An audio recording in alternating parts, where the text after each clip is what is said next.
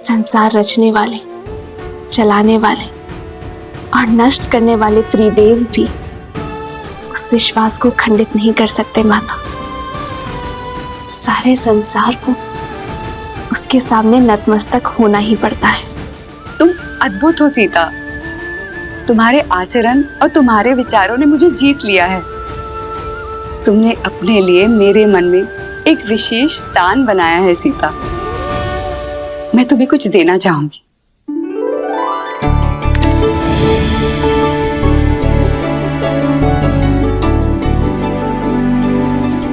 ये दिव्य आभूषण लो सीता। ये मैंने स्वयं देवताओं से प्राप्त किए हैं। नहीं माता, मैं कैसे? माता बोलकर माँ की दी हुई भेंट अस्वीकार कैसे कर सकती हो? माता पिता के दी हुए आभूषण भविष्य में संकट आने पर पुत्री का सहारा बन सकते हैं। ये भविष्य में आने वाले संकट में तुम्हारी सहायता करेंगे सीता।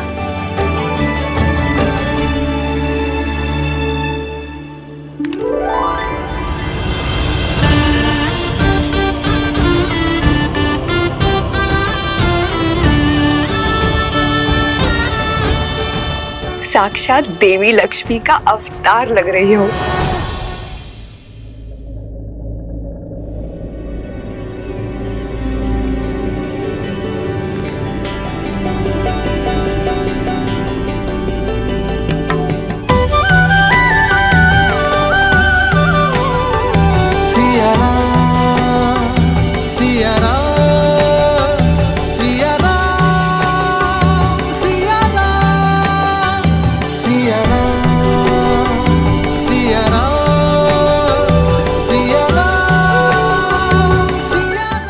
का आग्रह था तो? आग्रह नहीं, प्रेम। माता के घर से कहीं कोई पुत्री खाली हाथ जा सकती है? राम, पुत्री ने माता की आग्रह मानी राम। अब तुम मेरी आग्रह मानो। सीता को दंडकारण्य जैसे भयावह स्थान पर मत ले जाओ। ये उनके लिए सुरक्षित नहीं है।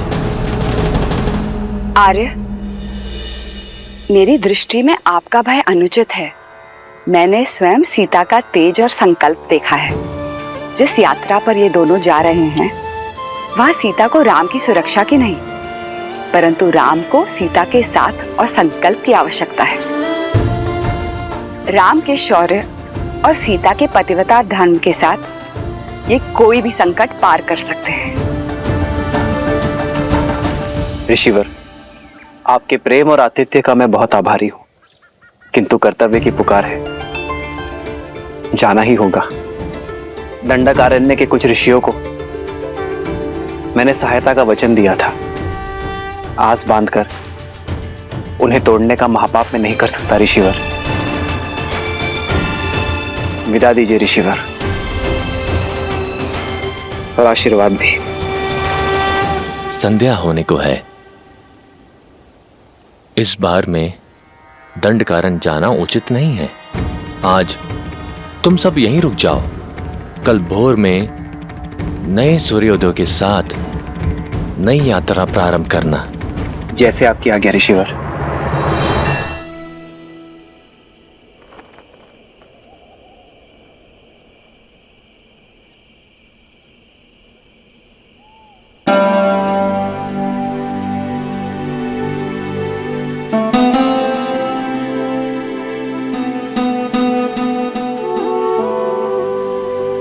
आज मेरी सीता कहीं खो गई थी।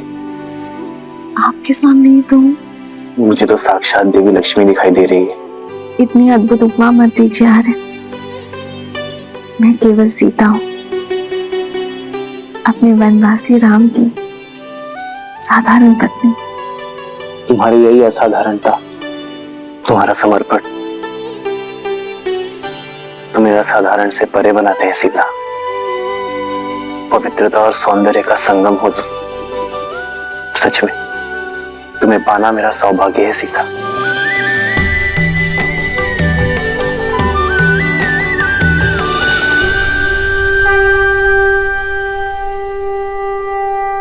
विजयी भव।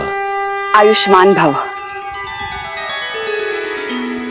राम, एक माता की ये सीख स्मरण रखना, लक्ष्य जितना बड़ा हो मार्ग उतना ही कठिन होता है। अपरिचित संकटों से घिरा है वो स्थान। तुम तीनों की सतर्कता और साथ यही कवच है। एक पल के लिए भी कोई असावधानी मत करना। अवश्य माता।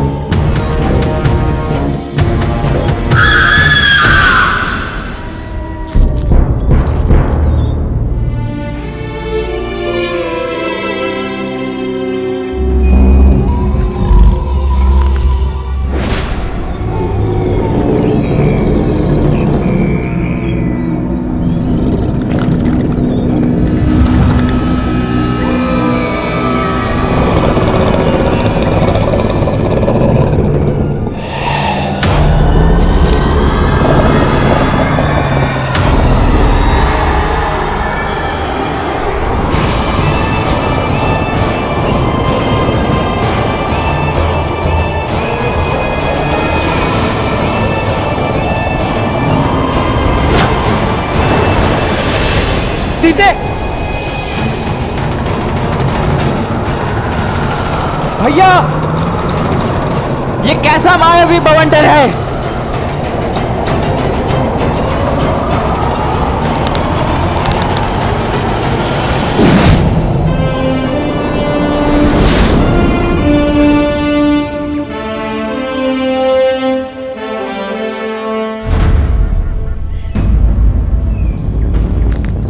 भैया,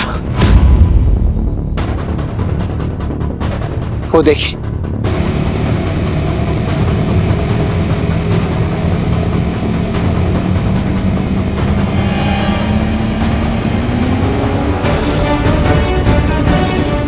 वो महापापी विराट नवयुवतियों को ही अपना लक्ष्य बनाता है।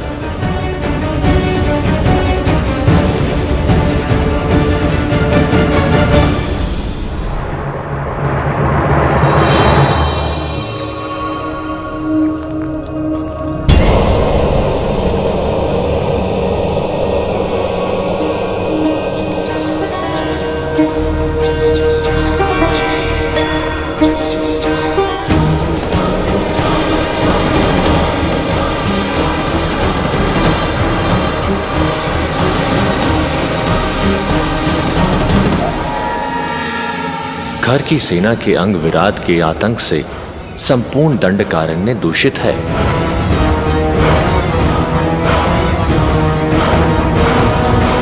ना जाने कितने ही मनुष्यों को लील गया होगा ये महापापी। इसे अवसर नहीं, अंत की आवश्यकता है। हमें विराट का संहार करना ही होगा लक्ष्मण।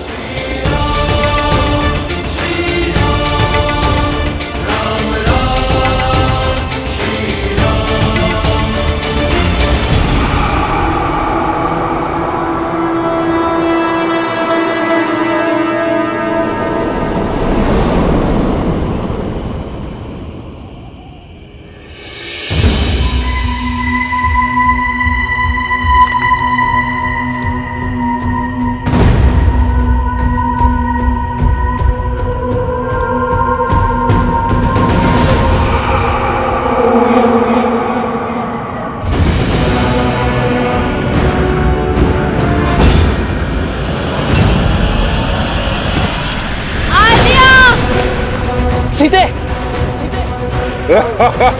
श्री राम, भैया लक्ष्मण रक्षा कीजिए।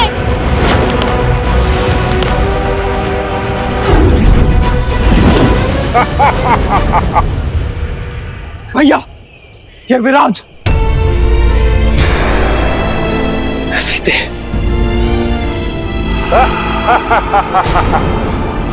आद्या, भैया लक्ष्मण रक्षा कीजिए।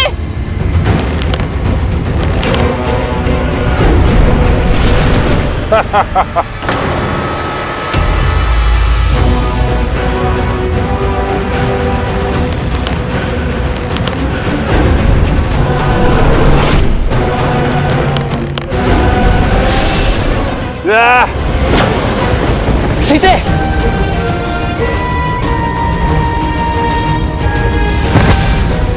सीते, उठो सीते।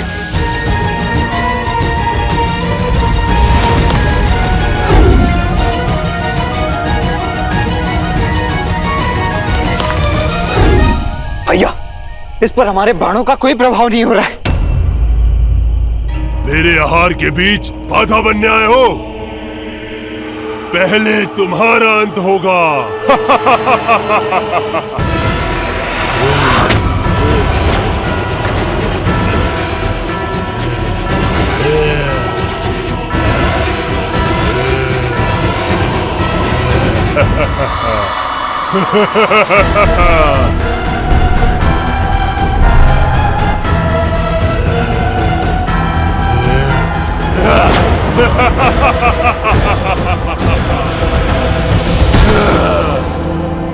बड़ा दुखदाई और कष्ट भरा अंत होगा तुम्हारा।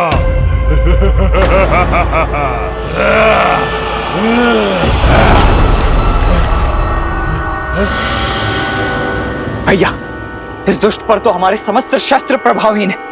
अब हम करें तो करें क्या? एक वीर का सबसे बड़ा शस्त्र स्वयं उसका बल होता है लक्ष्मण। लक्ष्मण, मल्ल युद्ध का प्रशिक्षण स्मरण है ना?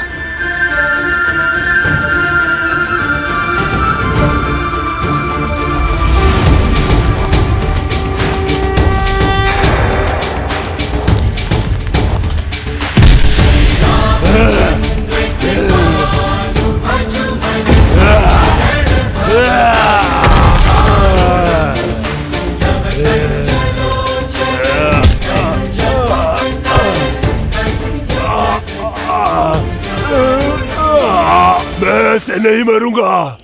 मुझे श्राप मिला है। मेरा मोक्ष ऐसे नहीं होगा। कोई लाभ नहीं है इस सब करने से।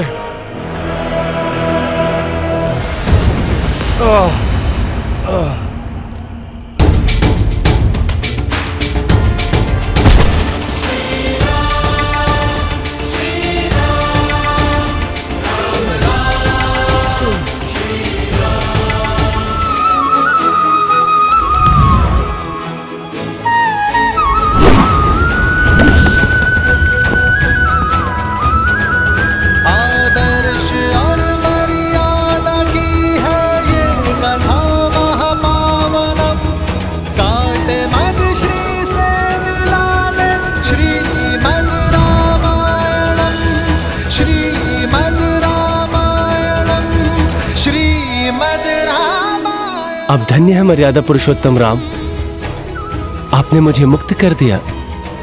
मैं एक गंधर्व हूं, संगीत ही मेरा जीवन है और मेरा धर्म भी। अब मेरा संगीत सदा आपके ही गुणगान गाएगा। अब आप दक्षिण दिशा में पंचवटी की ओर प्रस्थान कीजिए, अगस्त ऋषि के आश्रम की ओर। दंडक में राक्षसों का आतंक है और राक्षसों का राजा है महाबली लंकेश रावण। रावण के अधर्म और उसके अत्याचारों की कोई सीमा नहीं है। इस दंडकारण्य में न जाने कितने मानव भक्षक छोड़ रखे हैं उसने। और इस राक्षसी सेना का प्रमुख है खर, जो रावण की छाया बनकर अपने भाई दूषण के साथ मिलकर अपने इस आतंक से धर्म और मर्यादा का गला घोट रहा है। अधर्म और पाप के इस जाल से बचने के लिए, धर्म और पुण्य की स्थापना के लिए प्रभु आपको ऋषि सरभंगा के मार्गदर्शन की आवश्यकता है। वही आपको ऋषि अगस्त्य तक पहुंचाएंगे। केवल ऋषि अगस्त्य ही हैं जो राक्षस राज और उनके अंत के ज्ञाता हैं। शीघ्र जाइए राम, ऋषि सरभंगा के जीवन की डोर को आपके दर्शनों की आस ने ही थाम रखा है। फिर तो हमें इसी क्षण निकलना होगा।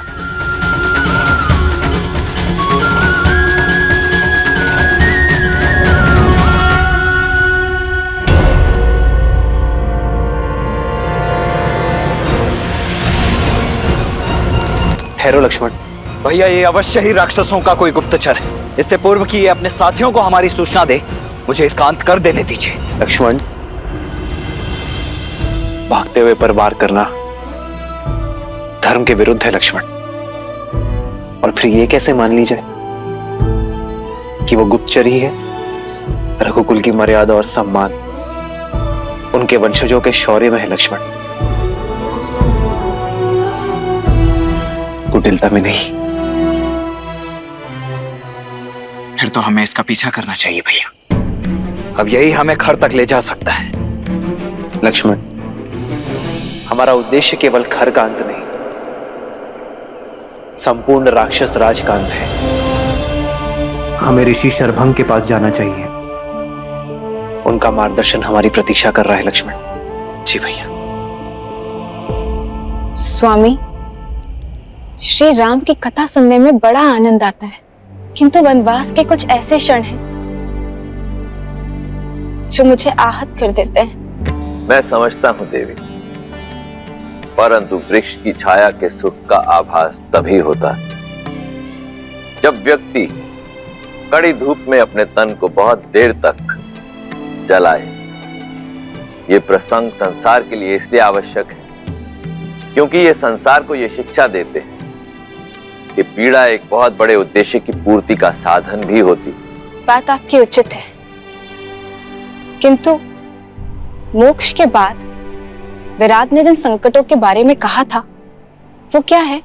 उद्देश्य जितना पावन होता है, मार्ग में कठिनाइयां भी उतनी अधिक आती हैं। और श्री राम का तो उद्देश्य ही संसार से बुराई का अंत करके भलाई का परचम लहराना, अधर्म का नाश कर धर्म की स्थापना करना।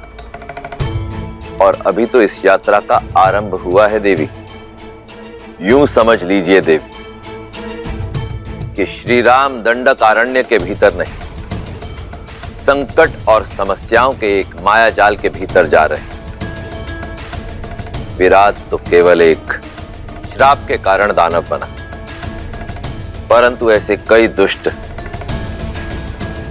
जिनका स्वभाव ही है पाप कर्म करना, जिन्हें ऋषियों, मुनियों और सज्जन व्यक्तियों को पीड़ा देने में आनंद आता है, उनका अंत भी तो श्री राम को ही करना है। भगवान विष्णु के अवतार के लिए भला क्या कठिन हो सकता है? वो चाहे तो क्षण भर में रावण के अभिमान और उसके पापों का अंत कर सकते हैं।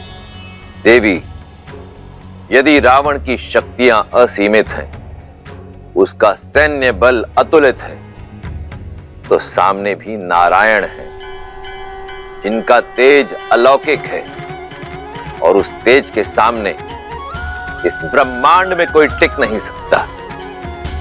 परंतु ये मत भूलिए कि इस समय राम के रूप में नारायण मनुष्य रूप में अवतरित हुए, और उन्हें जो भी करना होगा वो मनुष्य जीवन की सीमाओं में बंधकर ही करना होगा, मर्यादा में रहकर करना होगा, क्योंकि ये मर्यादा ही तो है जो श्री राम को इस धरती लोक का निवासी बनाती है, मनुष्य बनाती है। वो मनुष्य जिसे पीड़ा भी होगी, जिसे कठिनाइयों का सामना भी करना होगा, जिसके शत्रु भी बनेंगे।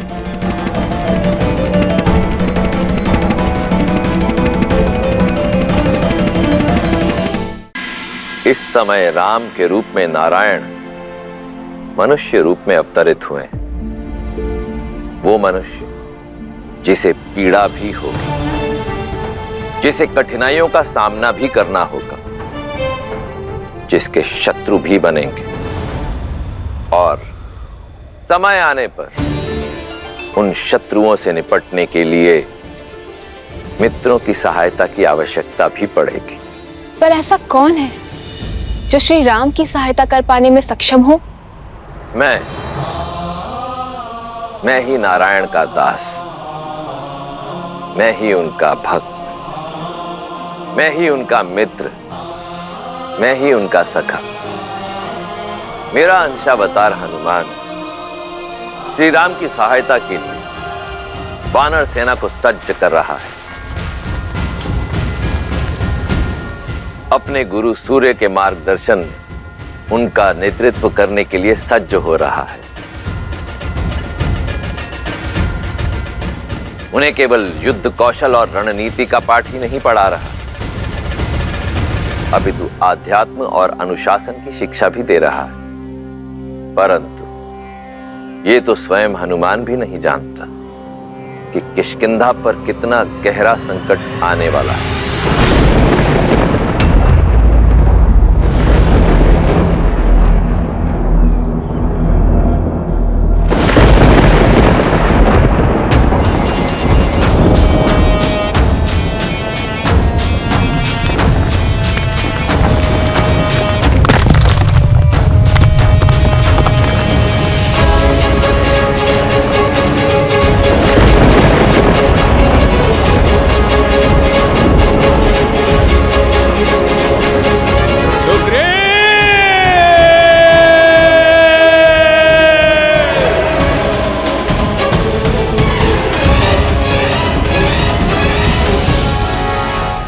अनुपम, अब ये भोजन पदार्थ किष्किंधा के भंडारे में रख दो ताकि आने वाली वसंत ऋतु पे किसी भी वानर को भूख का सामना ना करना पड़े।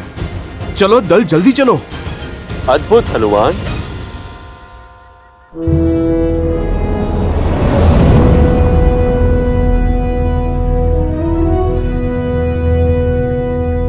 प्रणाम वानर राज सुग्रीव।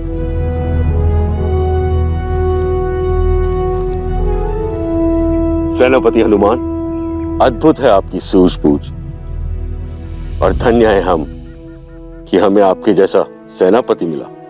आपकी सूझबूझ के कारण हमें नया जीवन दान मिला। बीते वर्षों में जब जब भारी वर्षा हुई है तब तब राज्य में अन्न का अकाल पड़ा, किंतु अब ऐसा नहीं होगा।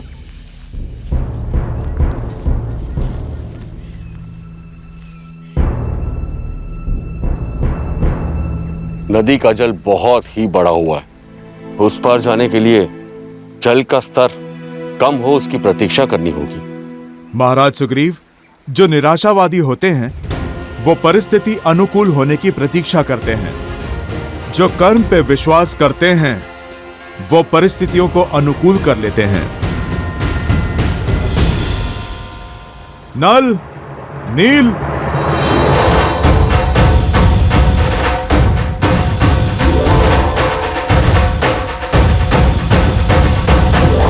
नल और नील, तुम में बुद्धि और बल दोनों हैं। मैंने देखा है तुम्हें वृक्ष की बेलों से वृक्षों के बीच सेतु बनाते हुए। तो चलो आज इस नदी पार हम सेतु बनाते हैं। जो आज्ञा सेनापति।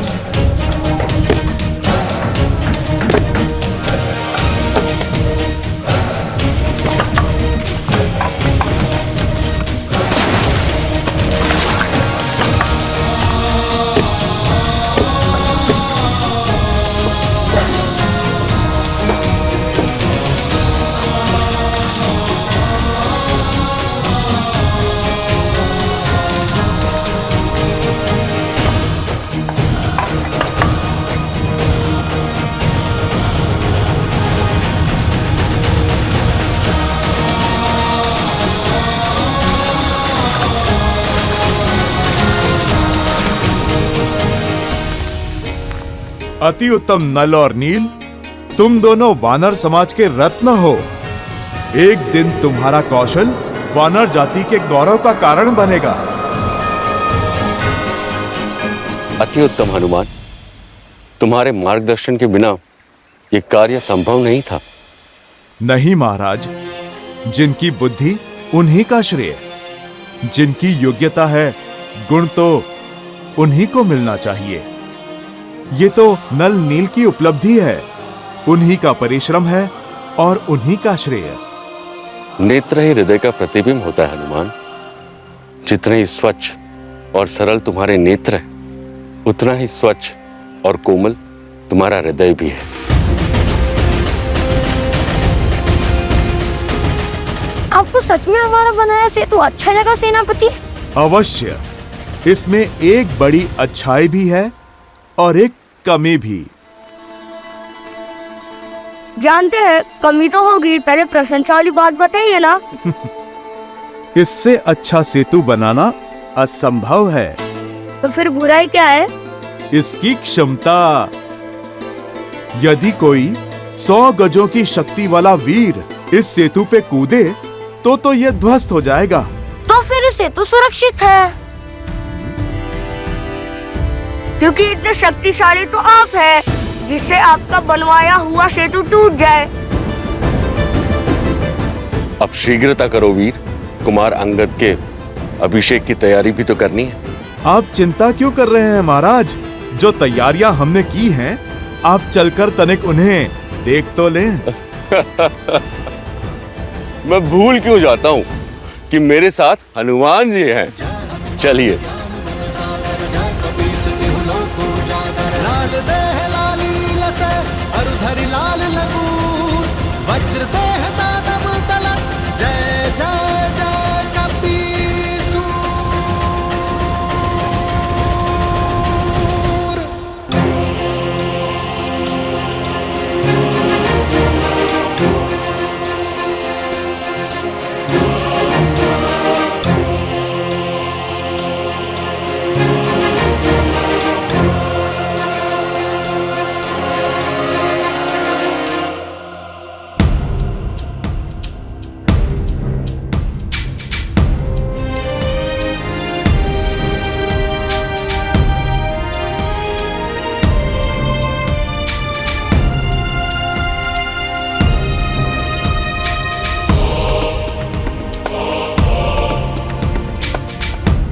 हनुमान, तुमने तो किष्किंधा को स्वर्ग जैसा सजा दिया।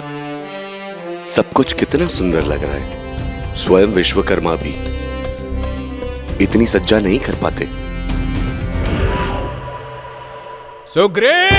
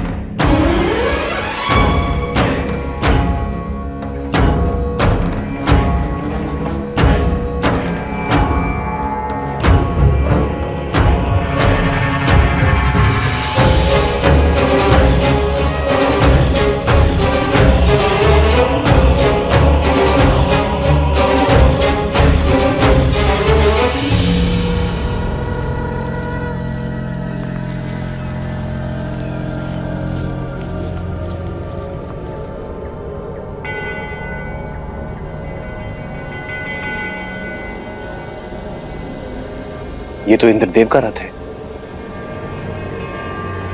वो अवश्य ऋषि शरभंगा को लेने आए होंगे। हमें शीघ्र ही चलना चाहिए। ऋषि सरभंगा से मिलना इतना महत्वपूर्ण क्यों है श्री राम के लिए? श्री राम के जीवन की एक अत्यंत महत्वपूर्ण कड़ी है ऋषि शरभंगा, जो वन में अपनी सांसों की डोर थामे श्री राम की प्रतीक्षा कर रहे हैं, ताकि उनसे भेंट होने पर उन्हें ऋषि अगस्त्य तक पहुंचाकर अपना कर्तव्य निभा सके। अद्भुत है ऋषि शरभंगा की कर्तव्य परायणता, जहां वो अपना कर्तव्य निभाने के लिए स्वयं देवराज इंद्र के स्वर्ग आने की मनुहार को भी कई बार ठुकरा चुके हैं।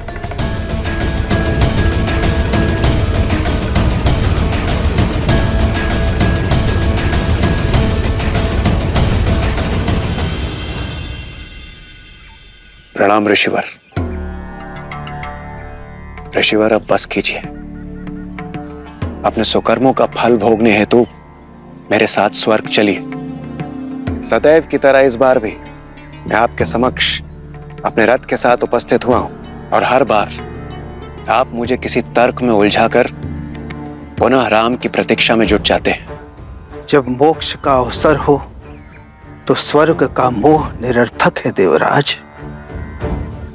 मेरे जीवन का अंतिम उद्देश्य तो अपनी निर्जीव शरीर को श्री राम के चरणों में निछावर करना ही है, और श्री राम अवश्य आएंगे।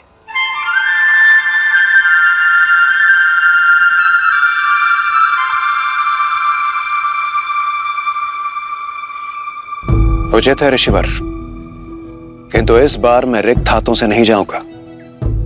आपको मेरे साथ स्वर्ग चलना ही होगा।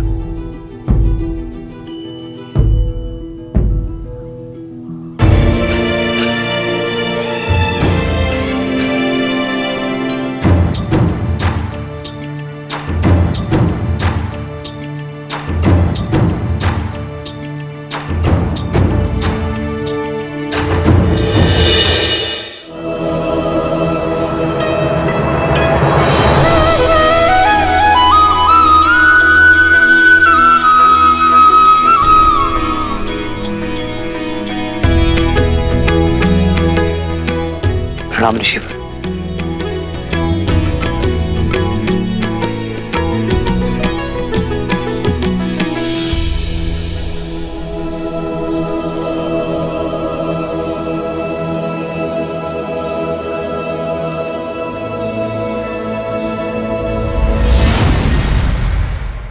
बैठिए ऋषिवर, बैठिए।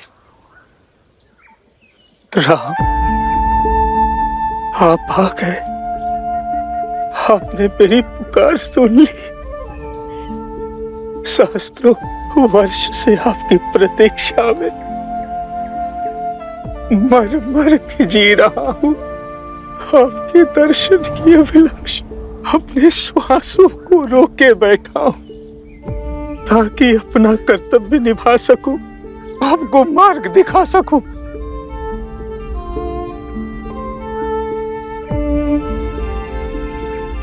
कर्तव्य के लिए आपका संघर्ष हमारे लिए प्रेरणा है ऋषिवर।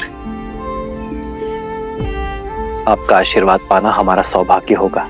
मृत्यु पाने से पहले आपके मार्गदर्शन का दायित्व मिला था, अब जिसे निभाकर शांति से मर सकता हूं। राम, अपने कर्तव्य, अपने उद्देश्य की पूर्ति के लिए आपको ऋषि अगस्त से मिलना होगा, किंतु उनसे मिलना इतना सरल नहीं। वो दंडकारण्य में किसी गुप्त स्थान पर रहते हैं, इस जग से, इस हिंसा से दूर। उनकी खोज के लिए सर्वप्रथम उस वृक्ष को खोजना होगा जिसका मुख मनुष्य जैसा है। वही उनका मार्ग बताएगा। ऋषि अगस्त्य वो दीप है जो रावण और उसके सेनापति घर के अंधकार को समाप्त करने का मार्ग प्रज्वलित कर सकते हैं। अब मुझे अपनी गोद में सर रखकर मोक्ष दीजिए प्रभु, मोक्ष दीजिए। बहुत थक चुका हूं।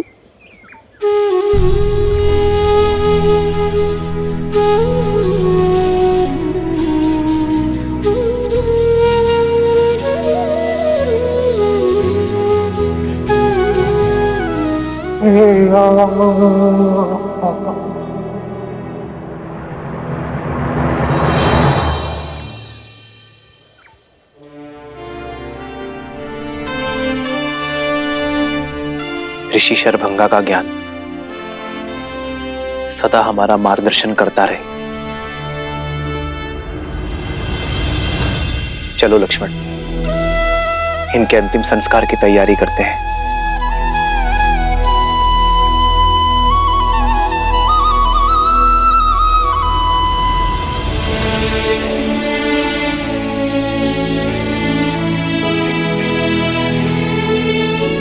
श्री राम, मेरा एक निवेदन स्वीकार करें। मेरे इस रथ को अपने साथ ले जाइए। इस मायावी वन में यह आपका सहायक बनेगा। प्रस्ताव के लिए धन्यवाद देवराज। आप हमारे पिताश्री के मित्र हैं और एक मित्र होने का कर्तव्य निभा रहे हैं, पर मुझे आपके दिव्य रथ की आवश्यकता नहीं है। मैं तो स्वयं कर्तव्य रथ पर सवार हूं, और फिर इस वन की माया की काट कोई शस्त्र, अस्त्र या फिर रथ नहीं, सत्य और सतर्कता है। मैं और लक्ष्मण अपना उद्देश्य अपने बल पर पूर्ण करेंगे। मेरा धर्म मुझे उचित मार्ग छोड़ सरल मार्ग चुनने की अनुमति नहीं देता, फिर चाहे वो कितना भी कठिन क्यों ना हो। मैं वही मार्ग चुनूंगा जो मार्ग नियति ने मेरे लिए चुना है। जैसे आपकी इच्छा श्री राम, किंतु जब भी आवश्यकता होगी और जब भी आप स्मरण करेंगे, मेरा ये रथ सारथी के साथ आपके सम्मुख प्रत्यक्ष होगा। आशा करता हूं सेवा का एक अवसर आप मुझे अवश्य देंगे।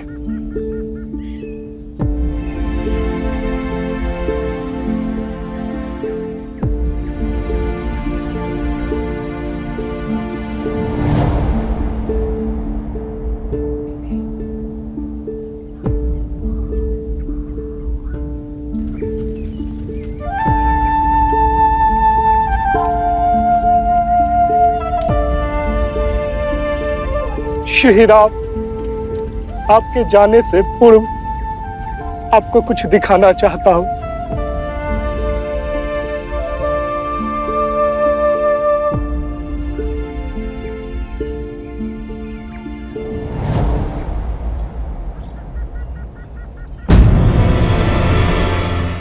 ये वायु के साथ उड़ती भस्म किसकी?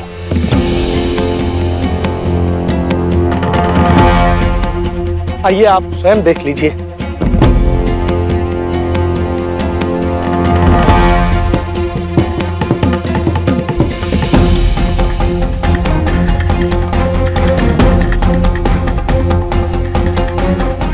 ये उन निर्दोषों की अस्थि भस्म है जो राक्षसों की भूख का शिकार हुए हैं। जब से पहले व्यक्ति को जलाया है, तब से ये अग्नि बुझी ही नहीं है। सदा कोई न कोई नया पीड़ित इसमें भस्म हो जाता है, और अब तो ये भस्म का ढेर इतना विशाल हो गया है, ये कदाचित कभी बुझेगा ही नहीं।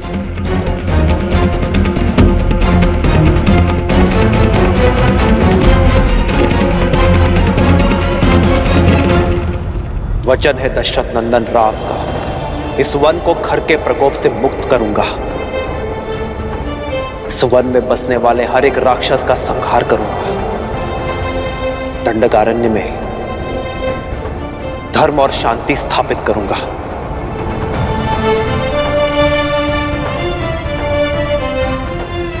मैं सौगंध लेता हूं,